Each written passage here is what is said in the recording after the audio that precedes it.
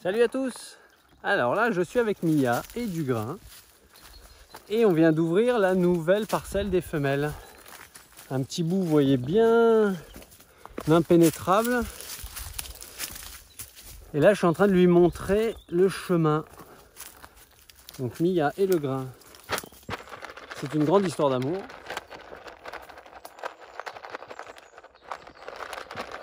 Voilà. On repart. Donc là je viens d'aller avec elle au fond de la parcelle, donc de la nouvelle parcelle, et on va revenir, on est en train de revenir vers l'ancienne parcelle, enfin la grande partie, voilà, et la nouvelle petite partie. Et on va voir si on peut faire venir les autres. Ouais. Ah ouais, mais on n'a pas pris tout à fait le bon chemin, ok.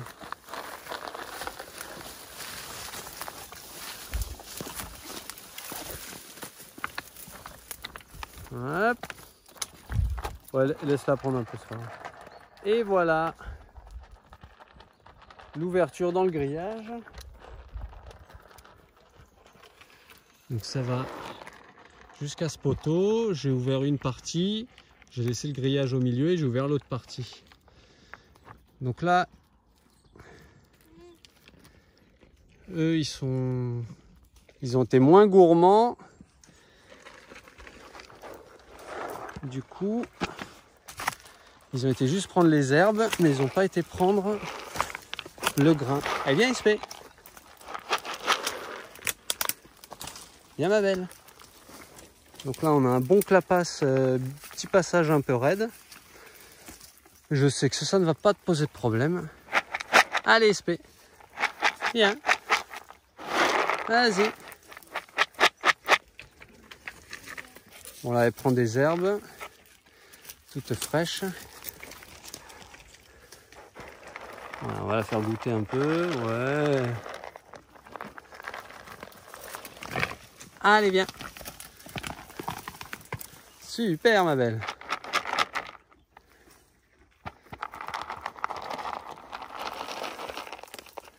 Vas-y, tu repars vers le foin, Tan.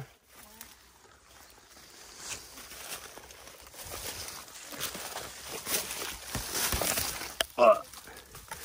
Il y a encore plein de ronces de partout. SP, viens.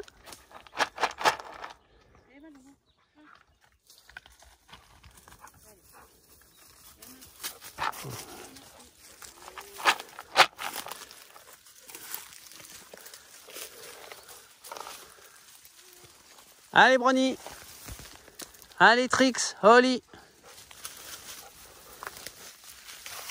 Scoot, allez. Ah bah, SP, elle a été rejoindre sa mère là, impeccable. Allez, Brony. Ouais, c'est bien, vas-y, viens. Allez, Brony.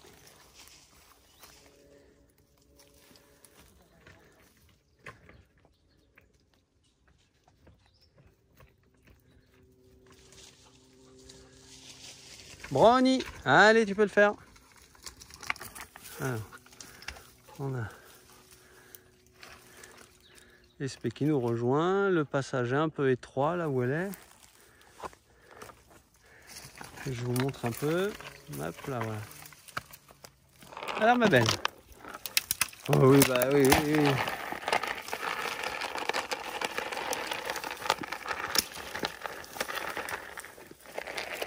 Hop là, super. Brony, Scoot, Trix, Holly. Donc là, ils ont un genre de roncier devant, avec des herbes qui ont poussé. Ils sont au taquet. Bon, alors je suis avec SP. Hop, on se retourne. Aïe.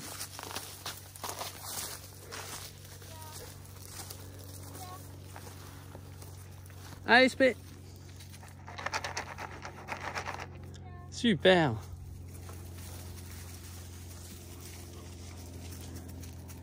Bravo, ma belle. Ah oui, c'est maman. Ah oui. Bah oui. Hop, alors on va. Comme il y a maman qui est là-bas, maman Mia. Mamma Mia. Mamma Mia, qu'est-ce que tu es là? Ouais, allez avec moi.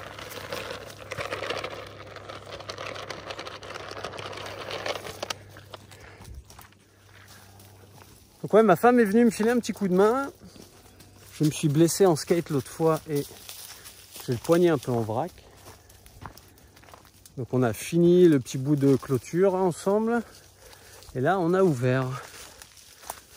Donc c'est un copain là, Jérémy Plessis, qui vient d'avoir ce terrain, donc juste à côté du mien.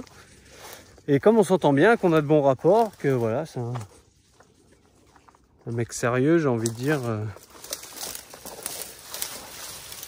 Hop là, désolé.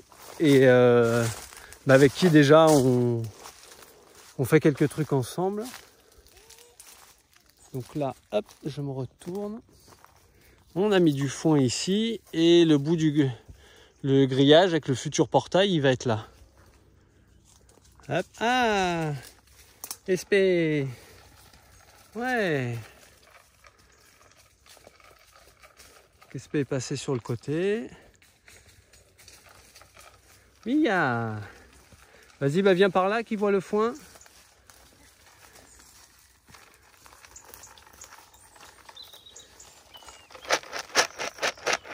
Ah, Mia.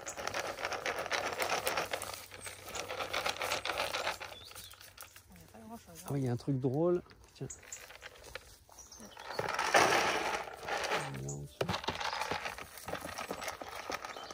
Alors, je vais vous montrer un truc drôle. Voilà, comme vous voyez, quand je dis que des fois la garrigue c'est impénétrable, c'est vraiment ça. Ça c'est de la salse pareille, donc qui se mange pour les schtroumpfs. C'est leur potion magique. Et là voilà, on a les petits loulous qui sont juste là.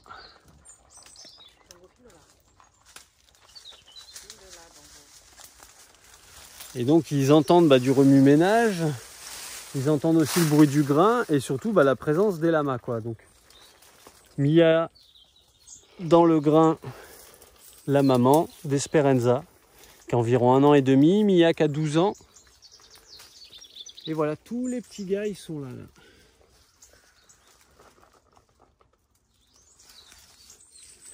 Ça c'est l'intelligence des lamas. Et le phénomène de groupe, de voir ce qui se passe.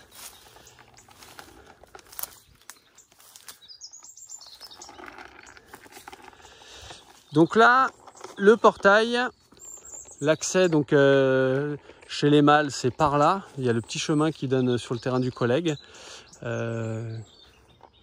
Et du coup,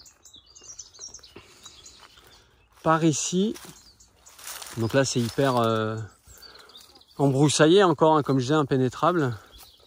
Par ici, là sous les arbres, il y a des arbres devant. Je vais essayer de faire le tour. Et bien il y aura l'abri des femelles, pour lesquelles des gens ont participé à une cagnotte Kiss Kiss Bank Bank.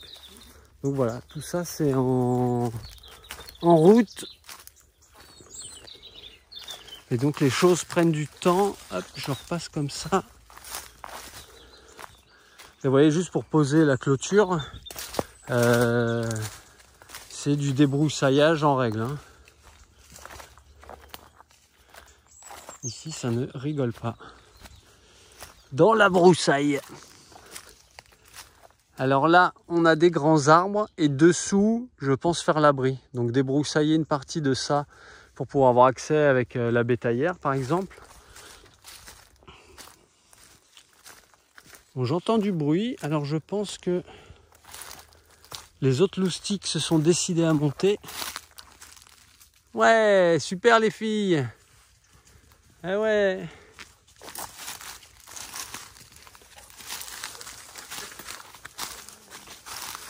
Mais ouais, c'est moi. Donc là, voilà, on est sous les arbres.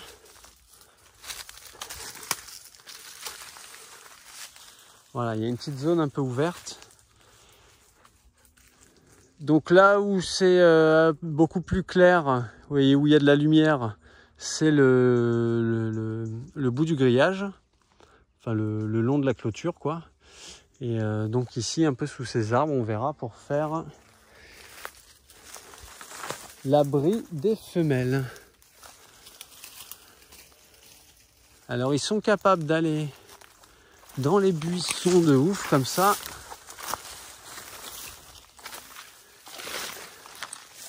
Le lama est hyper adapté à la garrigue. Hey, scout! Donc là on est revenu au point de départ, donc au point d'accès. Ouais, je te laisse passer. Ah oui, il y a le chien qui pousse un peu derrière. Donc ouais, les lamas sont hyper adaptés. Ils passent voilà, très facilement dans des buissons. Quand j'ai, donc ça fait ce mois-ci, ça fait 1 an que j'ai eu les premiers lamas. Donc du coup, je commence à avoir un peu l'habitude de leur réaction en garrigue et de leur capacité justement un peu tout terrain en garrigue, quoi. Et franchement, c'est bluffant. C'est bluffant. Et ma belle. Donc là, on a Trix et Oli, les 2 femelles. Voilà, le petit scout est derrière. Alors, Brownie. Brownie, ouais, qui a un peu gémi. Voilà, ils font des petits... Olé, super, Brownie. Bon, bah voilà. Ça aussi, c'est cool. J'avais jamais vu sauter comme ça. Mais comme il y a le grillage qui le gênait, là, il a préféré sauter que de contourner, quoi. Pour lui, voilà, je parlais à l'instant de capacité des lamas en garrigue, bah voilà, il a sauté. Là, ça se voit peut-être pas trop, mais juste la hauteur du buisson, c'est déjà bien 1,20 m, quoi. Plus après, donc le clapasse, là, du coup, il est à 1,20 m de haut, bien incliné quand même. Est-ce que... Voilà, si je me mets à peu près de niveau, ça donne ça, quoi. Donc là, c'est quand même bien raide. Et voilà, ils se débrouillent comme des chefs. Donc ce qu'on peut voir ici sur leur ancienne parcelle, donc c'est beaucoup de genêts, où ici tout a été bouffé. Et derrière, où il y a les arbres, là, et le bout du terrain, il est, voilà, là-bas. Et donc il y a une petite zone encore qui doit faire à peu près cette zone-là, quoi. Donc c'est pas hyper grand, hein. Ça devait faire quelque chose comme un demi-hectare pour 6 lamas, donc c'était pas assez. C'était pas assez par rapport à cet environnement ici de garrigue, quoi. C'est que comme il pleut pas assez, l'herbe elle pousse pas assez. Et donc comme vous voyez ici, là, c'est tous les gros buissons hauts, c'est que des genêts, quoi. Et donc ça, je vais en couper pas mal. Parce que ça sert pas, les lamas, ils en mangent pas vraiment. C'est pas vraiment miellifère, enfin c'est pas miellifère. Donc ça va, je vais en couper pas mal, parce qu'il y en a vraiment beaucoup. L'idée, c'est de pas tout couper, parce que ça va servir quand même à d'autres insectes. Et ça fait un peu d'ombre et tout, même s'ils auront de l'ombre. Donc du coup, sur la parcelle là-bas, là, ils auront une prairie. Et là, pareil, il y aura une parcelle, enfin, il y a toute une parcelle, du coup, maintenant boisée. Hop là, super, ma belle.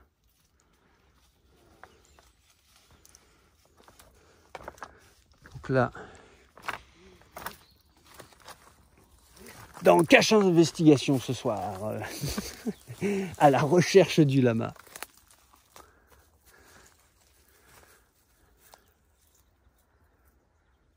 Donc là, si j'avance trop, ça va être trop de pression pour elles, ils vont bouger, quoi. Donc là, je vois pas... Ah si, il y a le petit scout, il y a Trix, Oli. Ouais, donc c'est ça. Donc Mia et Speranza, mère et fille, sont plus loin là-bas vers le portail.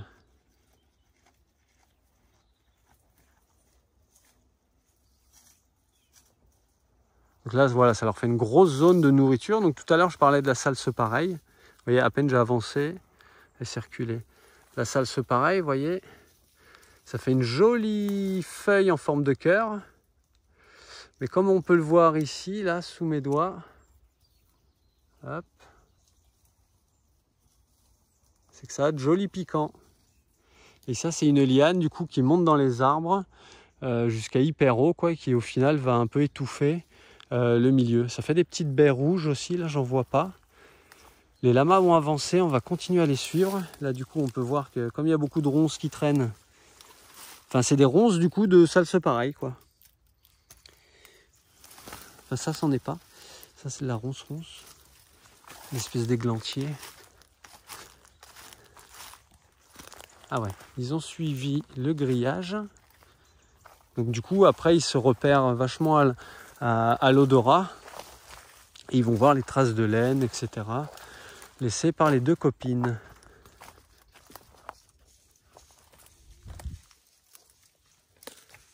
Un morceau de fil de fer par terre. Alors, Brownie, petit Brownie qui court.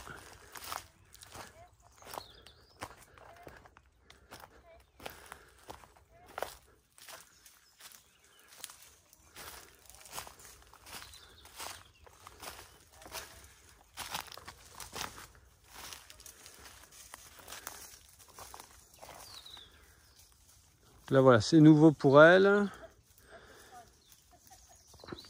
Il reste du foin encore? Elles n'ont pas mangé le foin, elles ont mangé les herbes. Hein. Ok. Ouais, bah c'est meilleur pour elle. Donc là voilà, je les pousse gentiment, mais pas trop non plus.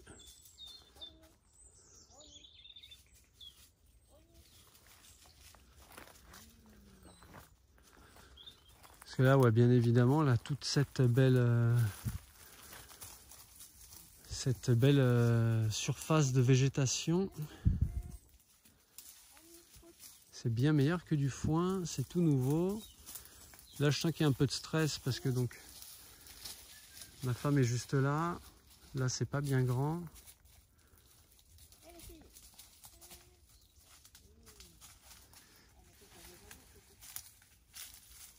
Là, voilà, Esperanza Mia sont passés.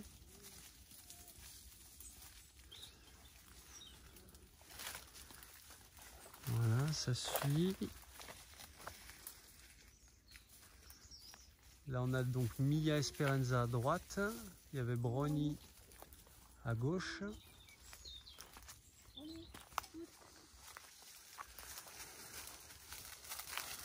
Alors, petit Brownie.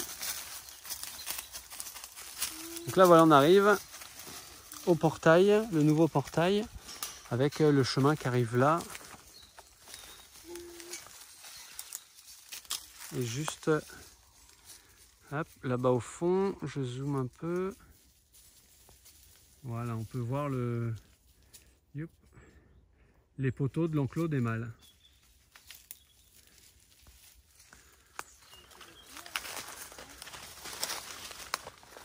Voilà, on fait le tour du propriétaire en live avec les lamas en garrigue. Donc là, on a mis à la grande, Scout le petit.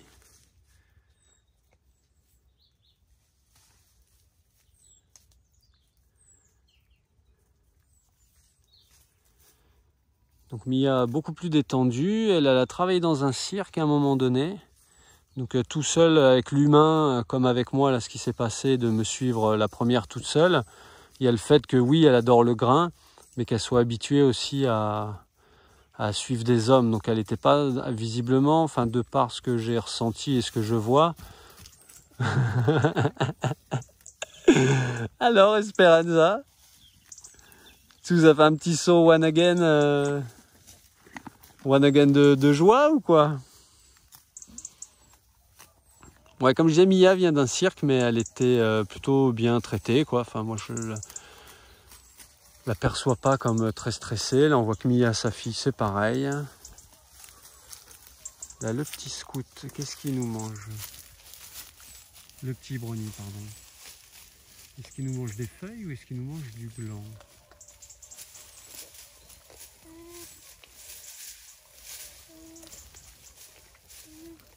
Il a l'air de manger un peu les deux. Donc là, je vois dans le comportement de Brownie qu'il est un peu stressé. Il a fait un peu des comme ça. Même les autres aussi. Mais là, donc pour elle, c'est à la fois nouveau et c'est un milieu qui est plutôt fermé. Donc il voit moins les prédateurs. Ah ouais, ils mangent des glands.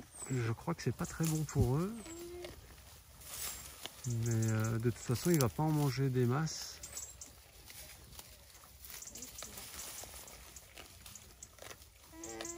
Ouais, ça croque.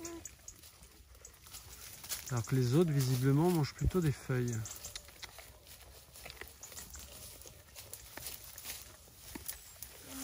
Donc le chien et Brony, c'est une grande histoire d'amour.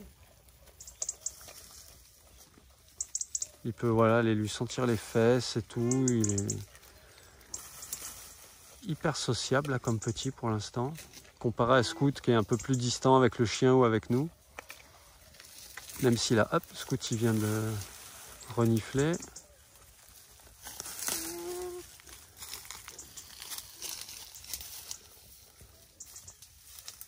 Alors, est-ce que ça repart ou pas? Non. Brony, là, il était prêt à repartir. Mais visiblement, au lit, la mère qui est là, elle est stressée, mais elle reste là, quoi. Ah, Mia, elle la recadre. C'est pour ça que elle a les oreilles en arrière et la tête vers le haut.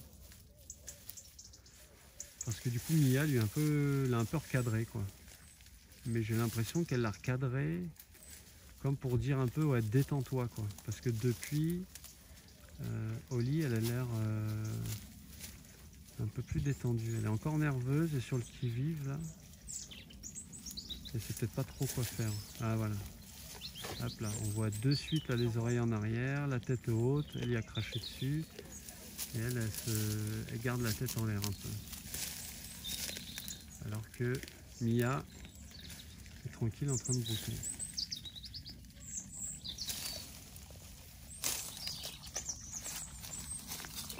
Bon voilà, du direct live avec les lamas.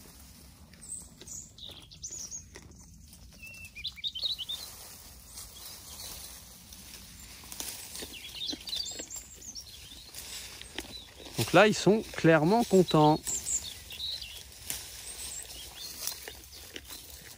Donc c'est pas une zone très grande, hein, mais vu que leur enclos était pas très grand, enfin à mon goût, hein, dans certaines fermes dites pédagogiques, hein, il y aurait beaucoup plus d'animaux dans beaucoup moins de place. Hein. Mais ici le but c'est que ça soit quand même un élevage, que les animaux soient bien. Donc leur zone actuelle n'était pas très grande, ça c'est pas très grand non plus, mais du coup ça rajoute, voilà, je sais pas, un petit tiers en plus quand même, environ. Donc bah, c'est plutôt cool. Et donc tout sera bien plus accessible parce que pour l'instant, l'entrée actuelle du terrain, elle était tout là-bas dans l'autre parcelle, presque au bord des arbres qu'il y avait de l'autre côté de la parcelle. Donc ça rajoute, ouais, peut-être quelque chose comme un tiers, quoi. Un petit tiers de plus ou presque. Django, viens là. Couche-toi.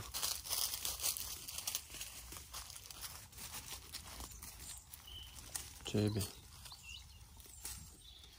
Donc voilà, sur ce, je vous fais des bisous. C'était hyper cool là d'ouvrir ça et de voir ça en live. On va continuer bien sûr, hein, mais on va pas faire une vidéo qui dure 3/4 d'heure non plus. Même si je sais que certains seraient intéressés, ça ne dérangerait pas de voir les lamas comme ça. Mais voilà, on va pas faire trop long. C'était cool. Et bah, bientôt, j'espère, la construction de l'abri. Allez, des bisous, ciao!